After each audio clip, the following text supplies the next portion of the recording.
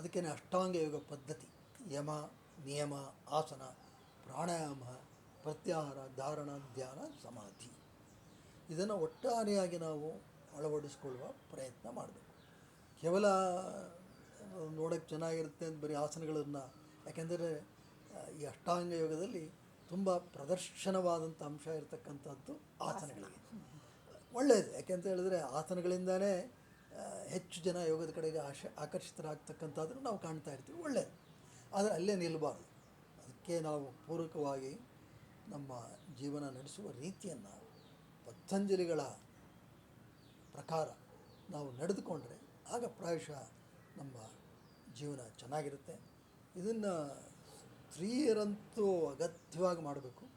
ಕಾರಣ ಆಕೆ ಒಂದು ಕುಟುಂಬದ ಆಧಾರ ಸ್ತಂಭ. ಹಾಗಾಗಿ ಪುರುಷರಲ್ಲೂ ಇದೊಂದು ಸ್ವಾರ್ಥ ಇರಬೇಕು. ಹಾಗಾಗಿ ಪುರುಷರು ಸಹ ಸ್ತ್ರೀಯರಿಗೆ ಯೋಗದ ಕಡೆಗೆ ಹೋಗುವಂತೆ ಉತ್ತೇಜಿಸಬೇಕು. ಅದಕ್ಕೆ ಪೂರಕವಾಗಿರ್ತಕ್ಕಂಥ ವಾತಾವರಣವನ್ನು ನಿರ್ಮಾಣ ಮಾಡಬೇಕು. ಬರೀ ಮನೆಯಲ್ಲಷ್ಟೇ ಅಲ್ಲ, ಕಚೇರಿಗಳಲ್ಲೂ ಅಲ್ಲಿರ್ತಕ್ಕಂತಹ ವ್ಯವಸ್ಥಾಪಕರು ಯಾರೇ ಇರಲಿನೂ ಅವರೂ ಗಮನಿಸಬೇಕು. ಇದು ಅಗತ್ಯ. ಕಚೇರಿಗಳಲ್ಲೂ ಒಂದು ಅರ್ಧ ಗಂಟೆನೋ ಎಷ್ಟೋ ಒಂದು ಯೋಗದಕ್ಕೆ ವಿಶೇಷವಾಗಿ ಸ್ತ್ರೀಯರಿಗೆ ಅವಕಾಶ ಮಾಡಿಕೊಡಬೇಕು. ಇದರಿಂದ ಅವ್ರ ಕಚೇರಿ ಇನ್ನಷ್ಟು ಚೆನ್ನಾಗಿ ನಡೆಯುತ್ತೆ. ಅಷ್ಟೇ ಅಲ್ಲ, ಆಕೆ ಚೆನ್ನಾಗಿದ್ದರೆ ಪುರುಷರ ಬದುಕು ಚೆನ್ನಾಗಿರುತ್ತೆ. ಆ ಕಾರಣದಿಂದಾಗಿ ಯೋಗವನ್ನು ಅಳವಡಿಸ್ಕೋಬೇಕು. ಆಗ ಋತುಬಂಧದ ನಂತರದ ಜೀವನವೂ ಸುಸೂತ್ರವಾಗಿ ನಡೆಯಲಿಕ್ಕೆ ಸಾಧ್ಯ. ಆಗ ಹೆಚ್ಚಿನ ಜವಾಬ್ದಾರಿಗಳನ್ನು, ಯಾಕೆ ಋತುಬಂಧದ ಅವಧಿಯಲ್ಲೇ ಆಕೆಗೆ ಇನ್ನೂ ಹೆಚ್ಚಿನ ಜವಾಬ್ದಾರಿ ಸಾಂಸಾರಿಕವಾಗಿಯೂ ಬರುತ್ತೆ. ಮತ್ತು ಆಗ ಸಹಜವಾಗಿ ಸ್ವಲ್ಪ ವಯೋಸಹಜವಾಗಿ ಕೆಲವು ಆರೋಗ್ಯ, ಕುಟುಂಬದ ಇತರ ಸದಸ್ಯರನ್ನು ಕಾಡ್ತಾ ಇರತಕ್ಕಂಥದ್ದಿರುತ್ತೆ. ಅವೆಲ್ಲವನ್ನು ನಿರ್ವಹಿಸಬೇಕು ಅಂತ ಹೇಳಿದ್ರೆ ಆ ಒಂದು ಹೆಚ್ಚಿನ ಮಟ್ಟದ ಸಹಜವಾಗಿ ಕುಂದುತ್ತಿರುವ ಶಕ್ತಿ ಭಾವನೆಗಳ ಮೀರಿ ಈ ಶಕ್ತಿಯೂ ಜಾಸ್ತಿ ಆಗಬೇಕು, ಭಾವನಾ ಹತೋಟಿಯೂ ಜಾಸ್ತಿ ಆಗಬೇಕು ಅಂತೇಳಿದ್ರೆ ಅದು ಯೋಗದಿಂದ ಮಾತ್ರ ಸಾಧ್ಯ. ಹಾಗಾಗಿ ಯೋಗಕ್ಕೆ ಪ್ರಾಮುಖ್ಯತೆಯನ್ನು ಕೊಡಬೇಕು. ಸರ್, ಇದೆಲ್ಲ ಹೆಣ್ಮಕ್ಳ ಬಗ್ಗೆ ತುಂಬ ತಿಳಿಸ್ಕೊಡ್ರಿ ನಮಗೆ. ಅದನ್ನು ಪಾಯಿಂಟ್ ಮಾಡಿಕೊಂಡು ವಿಲ್ ಪ್ರಾಕ್ಟೀಸ್. ಈಗ ಏನು ಮಾಡ್ತಾಯಿದ್ದೀವಿ ಅಂದರೆ ಒಂದು 21 ದಿವಸ ಚಾಲೆಂಜ್ ಅಂತ ಕೊಟ್ಟಿದ್ದೀವಿ. ಈ ಸಕ್ಕರೆ ತಿಂದೇ ಇರೋದು, ಆಮೇಲೆ ಬೇಗ ಡಿನ್ನರ್, ಅರ್ಲಿ ಡಿನ್ನರ್, ಆಮೇಲೆ ನಿತ್ಯ ಯೋಗಾಭ್ಯಾಸದ ಒಂದು ಪ್ಯಾಟರ್ನ್ ಇಟ್ಕೊಂಡು ಮಾಡ್ತಾಯಿದ್ದೀವಿ. ಸುಮಾರು ಜನ ಮಾಡ್ತಾರೆ. ಮಹಾಮೃತ್ಯುಂಜಯ ಮಂತ್ರ, ಸೂರ್ಯ ನಮಸ್ಕಾರ 12 ಮಾಡೋದು. ಈಗ ತುಂಬ ತಾಳ್ಮೆ ಬೇಕು ಸರ್. ಸೊ ಅದಕ್ಕೆ ತಾಳ್ಮೆಗೋಸ್ಕರನೇ ಅಭ್ಯಾಸ ಮಾಡ್ತಾ ಇದ್ದಾರೆ. ಈಗ ಇದೆಲ್ಲ ಹೆಣ್ಮಕ್ಳ ಬಗ್ಗೆ ತುಂಬ ಚೆನ್ನಾಗಿ ಹೇಳ್ಕೊಟ್ರಿ. So many points we can make note. ಅದೇ ಗಂಡಸರು ಅವ್ರ ಕೆಲಸದಲ್ಲೂ ಈ ನಡುವೆ ಅವ್ರ ಕೆಲಸದ ಶೈಲಿ ಬದಲಾಗಿದೆ. ಮೊದಲೆಲ್ಲ ಕಷ್ಟಪಟ್ಟು ಮಾಡ್ತಿದ್ರು. ಈಗ ಅದೇ ಪ್ರಶ್ನೆ ಒಬ್ಬರು ಕೇಳಿದ್ರು, ಹೇಗೆ ನಾವು ಕೂತ್ಕೊಂಡೇ ಇರ್ತೀವಿ 9 ರಿಂದ 10 ಗಂಟೆ. ಅದು ಹೆಣ್ಮಕ್ಳು ಇರ್ಬೋದು, ಗಂಡು ಮಕ್ಕಳಲ್ಲೂ ನಾವು ಜಾಸ್ತಿ ನೋಡ್ತಾ ಇದ್ದೀವಿ. ವರ್ಕಿಂಗ್ ಅವರ್ಸು ಜಾಸ್ತಿ ಆಗಿದೆ. ಆಮೇಲೆ ವರ್ಕ್ ಫ್ರಮ್ ಹೋಮ್ ಅನ್ನೋದು ಒಂಥರ ಸ್ಟ್ರೆಸ್ಸೇ ಆಗಿದೆ ಕೆಲವರಿಗೆ.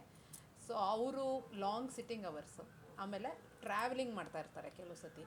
ಆವಾಗ ಆಹಾರದಲ್ಲಿ ಏರುಪೇರು, ಆಮೇಲೆ ನಿದ್ದೆ ಬರೋಲ್ಲ ಇದರಿಂದ. ಅವ್ರೇನು ಹೇಳಿದ್ರು ನನಗೆ ಒಬ್ಬರು ಅಂದರೆ, ರಾತ್ರಿ ಕೆಲಸ ಲೇಟಾಗಿ 11 ಗಂಟೆ ತನಕ ಎಲ್ಲ ಕೆಲವು ಸತಿ ಇಂಟರ್ನ್ಯಾಷನಲ್ ಕಾಲ್ಸ್ ಇರುತ್ತೆ. ಅದರಿಂದ ನಿದ್ದೆ ಮಾಡಿದ್ರೂ ಬರೀ ಕನಸೇ ಬರ್ತಾ ಇರುತ್ತೆ. ಬೆಳಗ್ಗೆ ತನಕ ಹಾಗೆ ಇರುತ್ತೆ, ಒಳ್ಳೆ ನಿದ್ದೆನೂ ಬರ್ತಿಲ್ಲ. ಮತ್ತು ಊಟದ ಬಗ್ಗೆ ಏನು ಎಚ್ಚರ ತೊಗೋಬೇಕಂದ್ರೆ, ಏನು ಸಬ್ಸ್ಟಿಟ್ಯೂಟ್ ತಿನ್ನಬೇಕು ಡಬ್ಬಿ ತೊಗೊಂಡು ಹೋಗೋದ್ರಿಂದ ಆಫೀಸ್ಗೆ ಹೋದಾಗ, ಮತ್ತು ಲಾಂಗ್ ಟ್ರಾವೆಲಿಂಗ್, ಇದೆಲ್ಲ ಇದೆ ಸರ್ ಅವ್ರ ಚಾಲೆಂಜಸ್. ಸೊ ಇದ್ರ ಬಗ್ಗೆ ಸ್ವಲ್ಪ ಅಲ್ಲ, ಇಲ್ಲಿ ಒಂದು ತಿಳ್ಕೊಬೇಕು. ಈಗ ಏನಾಗ್ಬಿಟ್ಟಿದೆ, ಪುರುಷರಿಗೆ ತುಂಬ ಪ್ರತ್ಯೇಕ ಅಂತೇನಿಲ್ಲ. ಮಹಿಳೆಯರು ಸಹ ಅಷ್ಟೇ ಸ್ಪರ್ಧಾತ್ಮಕವಾಗಿ ಇವತ್ತು ಪ್ರಪಂಚದಲ್ಲಿದ್ದಾರೆ. ಹೌದು, ನೀವು ಕೆಲವು ಕಚೇರಿಗಳಲ್ಲಿ ನೋಡಿ, ಪುರುಷರು ಜನ ಇದ್ದರೆ ಮಹಿಳೆಯರು ಅಷ್ಟೇ ಜನ ಇರ್ತಾರೆ. ಮತ್ತು ಮಹಿಳೆಯರ ಪಾತ್ರನೂ ಉದ್ಯಮದಲ್ಲಾಗಲಿ, ಒಂದು ಕಚೇರಿ ನಡೆಯೋದ್ರಲ್ಲಾಗಲಿ ಭಾಳ ಮಹತ್ತರವಾಗಿರ್ತಕ್ಕಂಥದ್ದು. ಹಾಗೆ ಹಿಂದೆ ಆದರೆ ಪುರುಷರು ಹೇಳ್ದಂಗೆ ನಾನು ಹೊರಗಡೆ ದುಡಿಬೇಕಾದ ಈಗ ಅದು ಬದಲಾಗ್ತಾ ಇದೆ. ಈಗ women are equally competent, equally competitive, and they are also leading several organisation, several entrepreneurship. Even in the sports arena you take, they are there in business, they are there in office, they are there, take software, hardware, they are there. ಹಾಗಾಗಿ ಪುರುಷರಿಗೆ ಪ್ರತ್ಯೇಕ ಯೋಗ ಅಂತೇನು ಇಲ್ಲ. ಮಹಿಳೆಯರು ಮಾಡೋದ್ರು ನಾವೇನೇನು ಅಭ್ಯಾಸ ಕ್ರಮಗಳು ಹೇಳಿದ್ವು ಅದನ್ನು ಅವರೂ ಅಳವಡಿಸ್ಕೋಬೋದು. ಯೋಗದಲ್ಲಿ ಎಲ್ಲ ಒಳ್ಳೆಯ ಅಂಶಗಳೇ ಇದೆ, ಅದು ಅವರು ಅಳವಡಿಸ್ಕೋಬೇಕು, ಮಾಡಬೇಕು.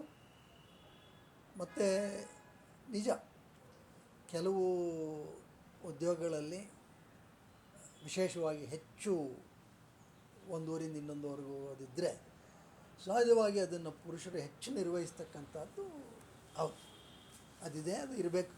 ಯಾಕೆಂತ ಹೇಳಿದ್ರೆ ಮಹಿಳೆ ಆ ರೀತಿ ಒಬ್ಬ ಕುಟುಂಬವನ್ನು ಬಿಟ್ಟು ಹೋಗಲಿಕ್ಕೆ ಆಗಲ್ಲ ಆ ದೃಷ್ಟಿಕೋನದಿಂದ. ಅಂಥ ಸಮಯಗಳಲ್ಲಿ ಪುರುಷರ ಮಟ್ಟಕ್ಕೆ ಹೇಳೋದಾದರೆ, ಯಾಕೆ ಅವರಲ್ಲಿ ಬೇರೆ ಈ ರೀತಿಯಾದಂಥ ಇಷ್ಟು ತೀವ್ರತರವಾದಂತಹ ರಾಸಾಯನಿಕವಾದಂಥ ಪ್ರಕ್ರಿಯೆಗಳು ಇರಲ್ಲ. ಹಾಗಾಗಿ ಅವರಿಗೆ ಸೂರ್ಯ ನಮಸ್ಕಾರ ಭಾಳ ಸುಲಭ. ಒಂದು ಅರ್ಧ ಗಂಟೆ ಸೂರ್ಯ ನಮಸ್ಕಾರ ಮಾಡಿ, ಒಂದು 2-3 ಪ್ರಾಣಾಯಾಮಕ್ಕೆ ಅವಕಾಶ ಇಟ್ಟುಕೊಳ್ಳಿ. ಅದರಲ್ಲಿ ವಿಶೇಷವಾಗಿ ನಾಡಿ ಶೋಧನ ಪ್ರಾಣಾಯಾಮ, ಇಟ್ಸ್ ಆಲ್. ಒಂದು ಅರ್ಧ ಗಂಟೆಯಿಂದ ನೀವು ಯಾವುದೇ ಊರಿಗೆ ಹೋಗಿ ಏನು ಒಂದು 3 ಅಡಿ 6 ಅಡಿ ಜಾಗ ಸಿಗಲ್ವೇ? ಸಿಗುತ್ತೆ, ಮಾಡಿ. ಅಷ್ಟಕ್ಕೆ ಸೂರ್ಯ ನಮಸ್ಕಾರಕ್ಕೆ ನಮ್ಮ ಅಭ್ಯಾಸಕ್ಕೆ ಅಷ್ಟು ಸಾಕು. ಇನ್ನು ಆಹಾರ ಹೇಳಿದ್ರಿ, ಆಹಾರದಲ್ಲಿ ಕೆಲವು ಸವಾಲುಗಳಿರುತ್ತೆ. ಇದು ಮೊದಲನೇದಾಗಿ ಮಿತಾಹಾರಿಗಳಾಗಬೇಕು. ನಾವು ಅತಿ ಹೆಚ್ಚು ತಿನ್ನುವ ಅಭ್ಯಾಸದಿಂದ ಹೊರಬರಬೇಕು. ಇದು ಸಾಕಷ್ಟು ಸಮಸ್ಯೆಗಳನ್ನ ಇದೇ ನಿವಾರಿಸ್ಬಿಡುತ್ತೆ. ನಾವು ನಾಲಿಗೆಗೆ ಸೋತು ತಿನ್ನಲಿಕ್ಕೆ ಪ್ರಾರಂಭ ಮಾಡಿಬಿಟ್ರೆ ಕಷ್ಟ. ಮಿತಾಹಾರಿಗಳಾಗಬೇಕು. ಸಾಕಷ್ಟು ಒಂದು ಸ್ವಲ್ಪ ಹಿತವಾಗಿರೋದೊಂದು ತರಕಾರಿಯೋ ಹಣ್ಣೋ ಏನೋ ಒಂದಷ್ಟು ಎಲ್ಲ ಕಡೆ ಪ್ರಾಯಶಃ ಸಿಗುತ್ತೆ. ಸವಾಲುಗಳಿದೆ, ನಾನು ಇಲ್ಲ ಅಂತ ಹೇಳಲ್ಲ. ಅದು ಸ್ವಲ್ಪ ಜಾಣ್ಮೆಯಿಂದ ನಾವು ನಿರ್ವಹಿಸಬೇಕಾದಂಥ ಅನಿವಾರ್ಯತೆ ಇರುತ್ತೆ. ಆದರೆ ಯೋಗದ ಒಂದು ಅಭ್ಯಾಸಗಳನ್ನು ಅಳವಡಿಸ್ಕೊಂಡಿದ್ದಾದರೆ ಆರೋಗ್ಯವನ್ನು ಸಾಕಷ್ಟು ಕಾಪಾಡಿಕೊಳ್ಳೋದಕ್ಕೆ ಸಾಧ್ಯ. ಮತ್ತು ಇದನ್ನೆಲ್ಲ ಮೀರಿ ನಾವೊಂದು ತಿಳಿಬೇಕು, ಕೇವಲ ನಾವೇನೋ ಯೋಗ ಮಾಡ್ತಿದ್ದೀವಿ ಅಂತೇಳಿ ಸ್ತ್ರೀಯರಾಗಲಿ ಪುರುಷರಾಗಲಿ ನಮಗೆ ಕಾಯಿಲೆನೇ ಬರಲ್ಲ ಅಂತಕ್ಕಂಥದ್ದು ತಪ್ಪು ಕಲ್ಪನೆ. ಕಾಯಿಲೆನೇ ಬರಲ್ಲ, ಯೋಗಯುಕ್ತ ರೋಗ ಮುಕ್ತ ಅಂತ ಹೇಳಿದ್ರೆ ಅದು ಅಷ್ಟು ಸರಿಯಾದಂಥದ್ದಲ್ಲ. It is not a practical thing. Statistics don't agree, because the etiology of disease has several other things, the genetics, so many factors, external influences which are beyond your control, ಈ ಥರದ್ದೆಲ್ಲ ಇರುತ್ತೆ. ಹಾಗಾಗಿ ಏನಪ್ಪ ಯೋಗ ಮನಸ್ಥಿತಿ ಏನು ಮಾಡುತ್ತೆ ಅಂತ ಹೇಳಿದ್ರೆ, ವ್ಯಾಧಿ ಏನಾದರೂ ಬಂದ್ರೂ ಅದನ್ನೂ ಧೈರ್ಯವಾಗಿ ನಿರ್ವಹಿಸುವ ಸಾಮರ್ಥ್ಯವನ್ನು ಕೊಡುತ್ತೆ. ಯೋಗ ಮಾಡ್ತಿದ್ದೀವಿ, ನಮಗೆ ಡಾಕ್ಟ್ರ್ ಸಹಾಯನೇ ಇಲ್ಲ ಅಂತಕ್ಕಂಥ ಕಲ್ಪನೆಗೆ ಹೋಗಬಾರ್ದು. Very important. ಆದರೆ ಏನು, ಅನೇಕರಿಗೆ ಒಂದು ಕಾಯಿಲೆ ಬಂತು ಹೇಳಿದ್ರೆ ಅದು ಅವ್ರನ್ನ ಮಾನಸಿಕವಾಗಿ ತುಂಬ ಕುಗ್ಗಿಸ್ಬಿಡುತ್ತೆ. ಯೋಗ ಸಾಧನೆಯಲ್ಲಿ ಇರೋವರಿಗೆ ಅದಾಗಲ್ಲ. ಅವರು ಇದನ್ನು ಆರಾಮಾಗಿ ಸ್ವೀಕರಿಸ್ತಾರೆ. ಇದೊಂದು ಯಂತ್ರ, ಒಂದು ಉಪಾಧಿ. ಇದರಲ್ಲಿ ಕೆಲವು ಏರುಪೇರುಗಳು ಬರುತ್ತೆ. ಯೋಗ ಮಾಡೋದ್ರಿಂದ ಖಂಡಿತವಾಗಿ ಸಾಕಷ್ಟು ಆರೋಗ್ಯಕವಾಗಿ ಇರಲಿಕ್ಕೆ ಖಂಡಿತ ಸಾಧ್ಯ ಇದೆ. ಅದ್ರ ಜೊತೆಯಾಗಿ ಅನುವಂಶೀಯತೆಯ ಕಾರ್ಯಗಳು ಚೆನ್ನಾಗಿದ್ದರೆ ಒಳ್ಳೆಯದು. ಆದರೆ ಅನೇಕ ವೇಳೆ ಹಾಗೆ ನಡೆಯಲ್ಲ, ಏನೋ ಒಂಚೂರು ಏರುಪೇರಾಗುತ್ತೆ. ಏರುಪೇರಾದ್ರೂ ಅದನ್ನು ಸಮತ್ವದಿಂದ ಸ್ವೀಕರಿಸ್ತಕ್ಕಂಥದ್ದು ಯೋಗದ ಮನಸ್ಥಿತಿ. ಹಾಗಾಗಿ ಪ್ರತಿಯೊಬ್ಬರಿಗೂ ಇದು ಈ ಜೀವನದ ಎಲ್ಲ ಘಟ್ಟಗಳಲ್ಲೂ ಮುಪ್ಪನ್ನು, ವ್ಯಾಧಿಯನ್ನು, ಸಾವನ್ನು ಸಹ ಸರಿಯಾಗಿ ಸ್ವೀಕರಿಸುವ ಮನಸ್ಥಿತಿಯನ್ನು ಯೋಗ ಕೊಡುತ್ತೆ. So yoga is such A wonderful art and science of life. We should not think that yoga will free you from disease. Yes, it gives you a lot of immunity against many diseases, but it does not guarantee a disease-free life. You can see statistics.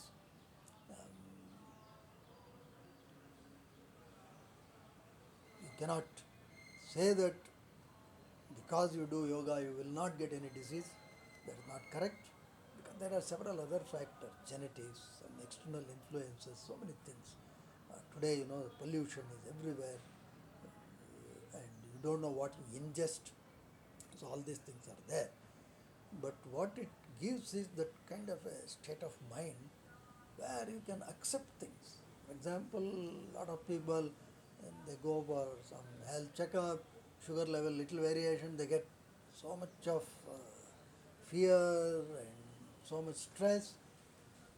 Well, if you are in yogic state of mind, you will accept it. That's okay. Then whatever treatment you have to do, you will do. XYZ methods. So you accept life more and you can enjoy life better. See, that's most important is that maintaining the calmness of the mind. And then you will get a state of mind because you know that old age and death, these are inevitable. Whether you do yoga, whether you do XYZ, whatever you do, this is inevitable, indispensable.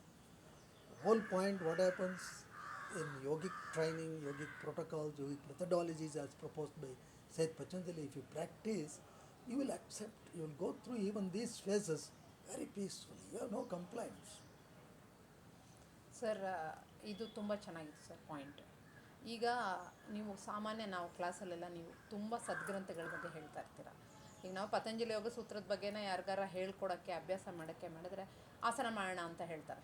ಮತ್ತು ಇನ್ನೊಂದು ಏನಂದರೆ ಸದ್ಗ್ರಂಥಗಳಿಂದ ನಮ್ಮ ಮನಸ್ಸಿನ ಮೇಲೇನು ಪರಿಣಾಮ ಬೀಳುತ್ತೆ, what the scripture do on our psychology ಅನ್ನೋದ್ರ ಕಡೆ ಅವ್ರಿಗೆ ಗಮನ ಇರೋಲ್ಲ. ಸೊ ಮಕ್ಕಳಲ್ಲೇ ಇವಾಗ ನಾವು ನೋಡಿದ್ರು ಕೆಲವು ಬೇಸಿಕ್ ರಾಮಾಯಣದ ಬಗ್ಗೆ ಆಗಲಿ ಮಹಾಭಾರತ ಬಗ್ಗೆ ಗೊತ್ತಿರಲ್ಲ. ಇವಾಗ ಸದ್ಗ್ರಂಥಗಳನ್ನ ನಮ್ಮ ಸದ್ಗ್ರಂಥಗಳಿಂದ ನಮ್ಮ ಜೀವನದಲ್ಲಿ ಏನು ಉಪಯೋಗ ಆಗುತ್ತೆ. ಆಮೇಲೆ ಹಾಗೆ ಸತ್ಪುರುಷರ ಬಗ್ಗೆ ನೀವು ತುಂಬ ಹೇಳ್ತಾ ಇರ್ತೀರ. ಸೊ ಸತ್ಪುರುಷರ ಬಗ್ಗೆ ತಿಳ್ಕೊಂಡಾಗ ಅದು ನಮ್ಮ ಮೇಲೇನೆ ಪರಿಣಾಮ ಬೀರುತ್ತೆ. ನಂಗೆ ತುಂಬ ಇಷ್ಟ ಆಗಿದ್ದು ನೀವು ಸಮತ್ವಂ ಯೋಗ ಉಚ್ಚತೆ ಆ ಶ್ಲೋಕಕ್ಕೆ ಅನುಗುಣವಾಗಿ ರಾಮ ಕಾಡಿಗೆ ಹೋಗೋದು ಘಟ್ಟ ಹೇಳ್ತಿರಲ್ಲ, ಅದು ನಾನು ಹಾಸ್ಪಿಟಲಲ್ಲಾಗಲಿ ಕ್ಲಾಸಲ್ಲಾಗಲಿ ಹೇಳೋದು ತುಂಬ ಜನಕ್ಕೆ ತುಂಬ ಚೆನ್ನಾಗಿ ರಿಸೀವ್ ಮಾಡ್ತಾರೆ.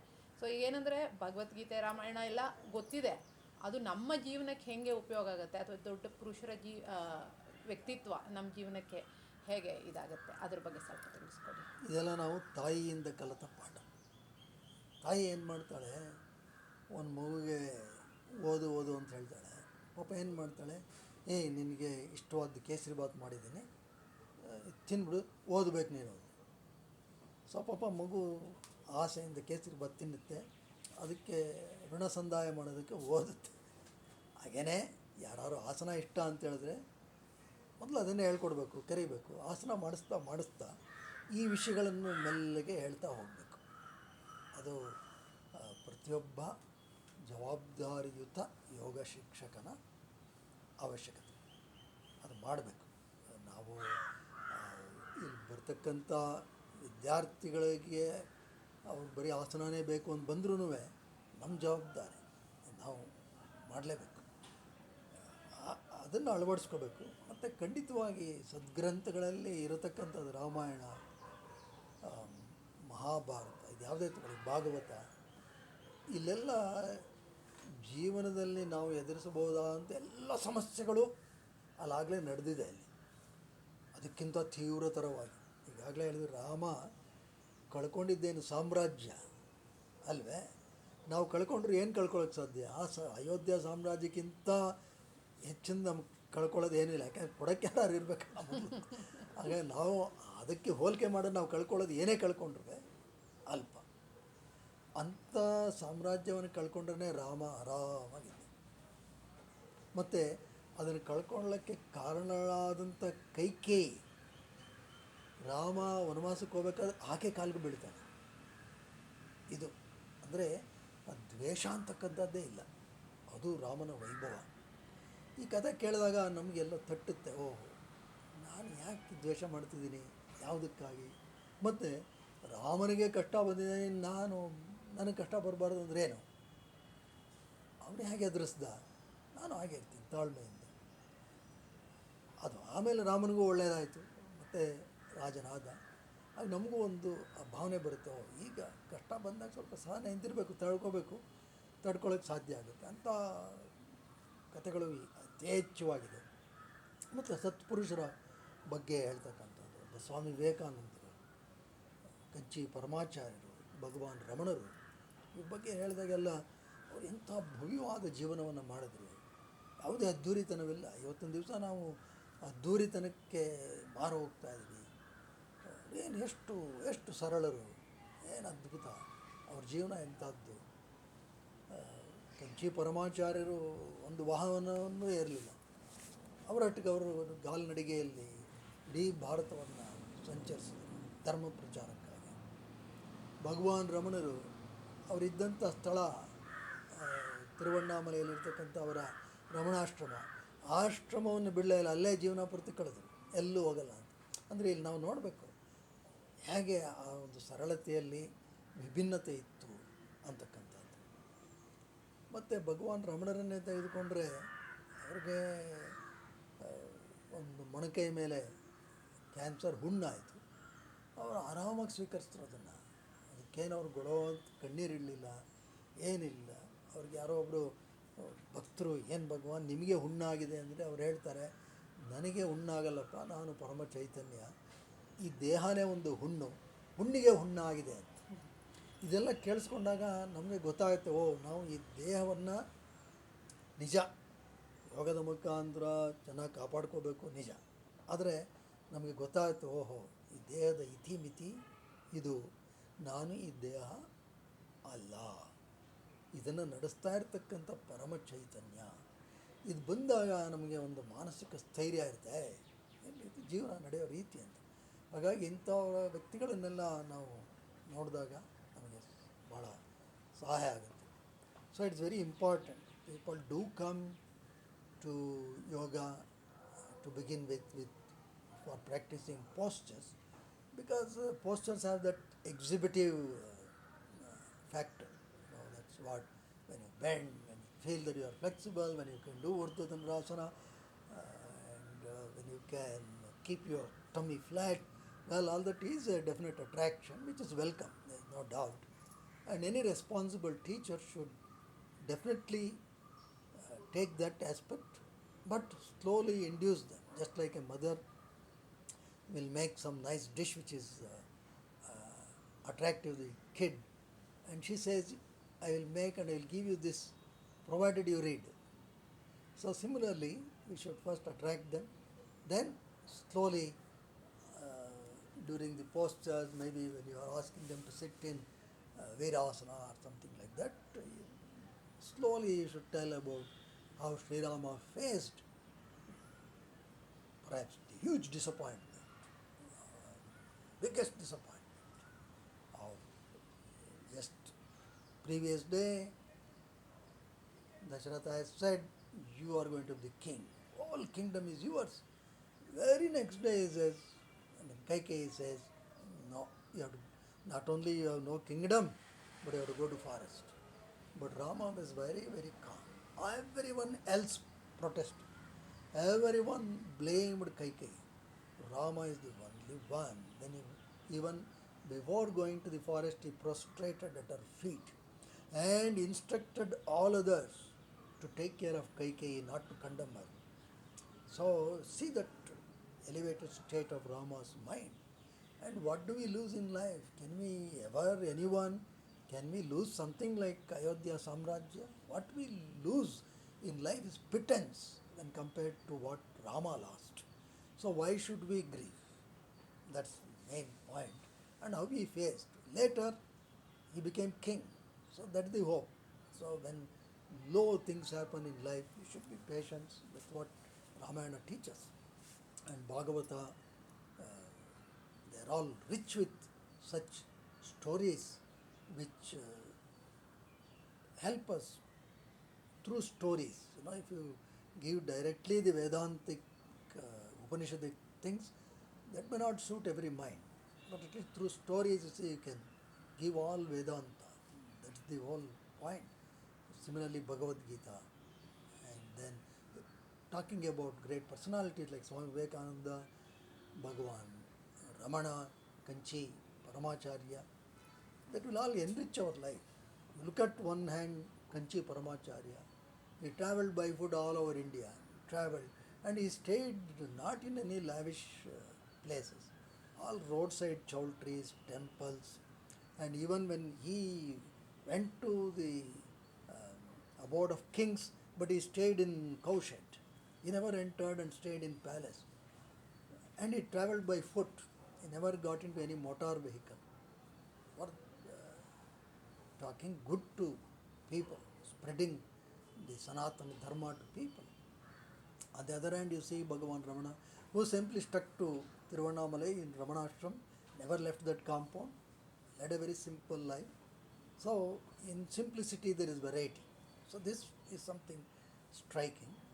And if you look at Bhagavan Ramana, he got the sarcoma wound on his forearm.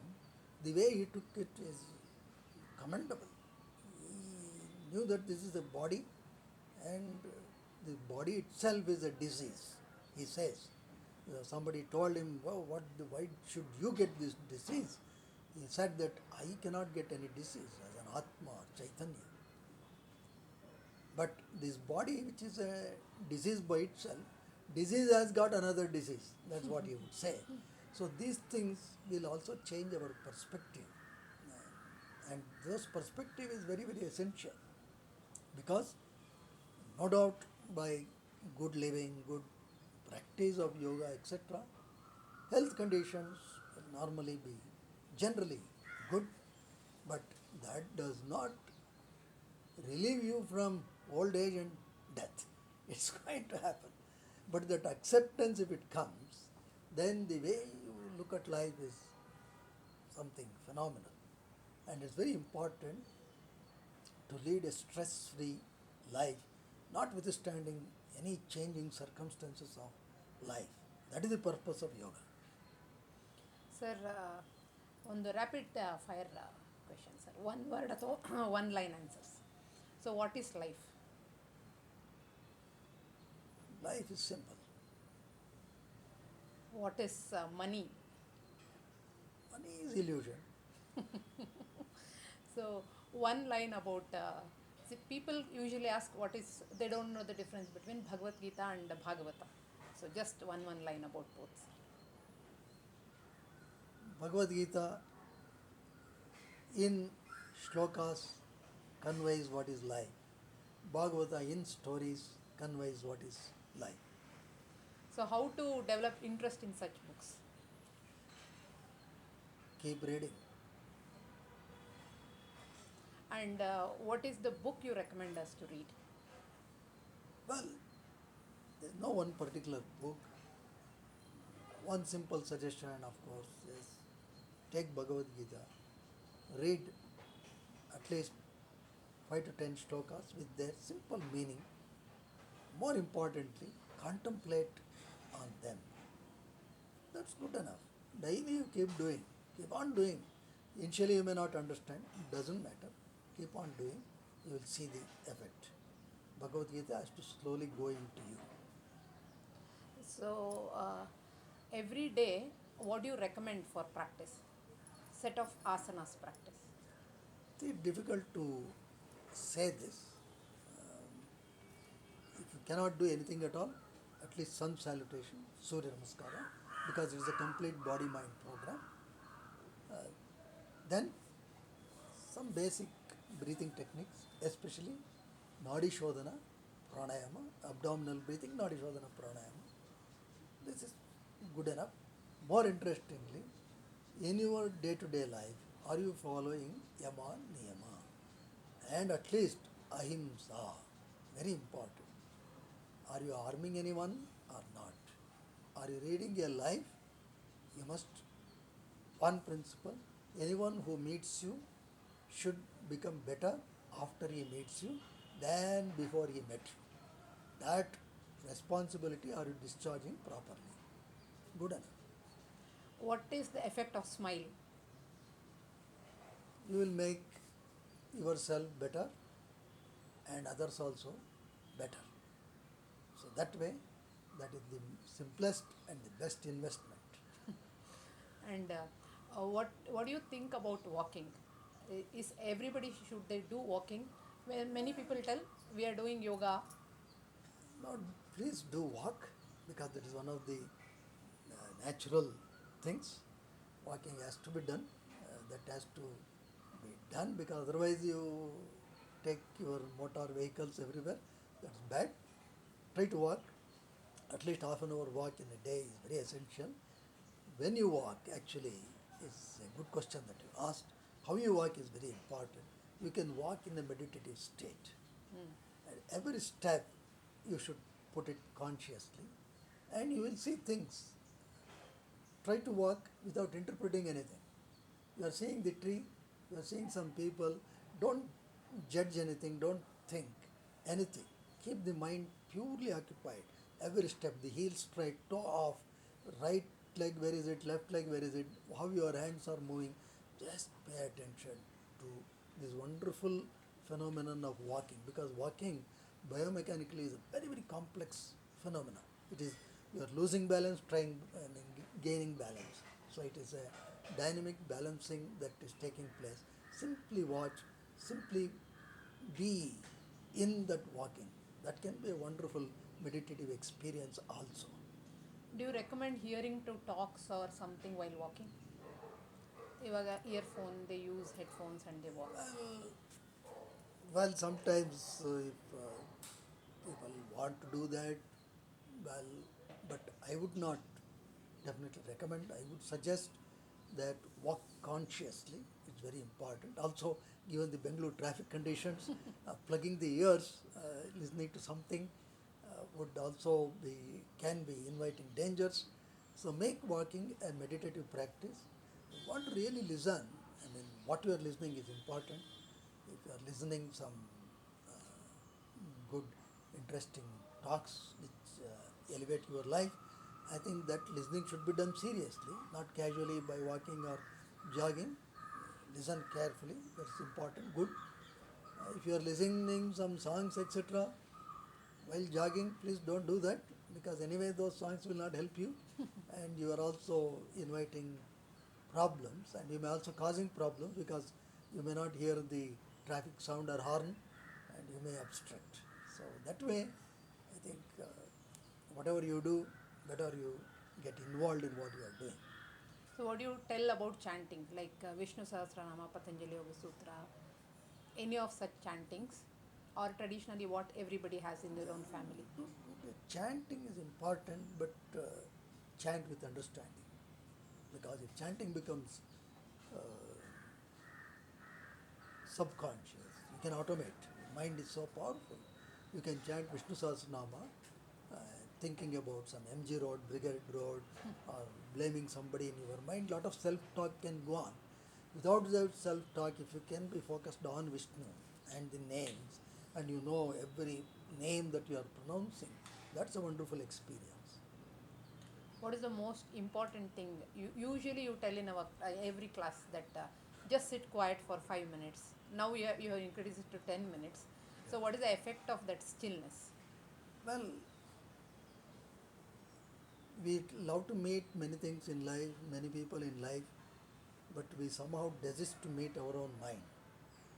So meet your own mind first. That's the program everybody should have. Early in the morning better, but anytime you can do, but mornings are preferred.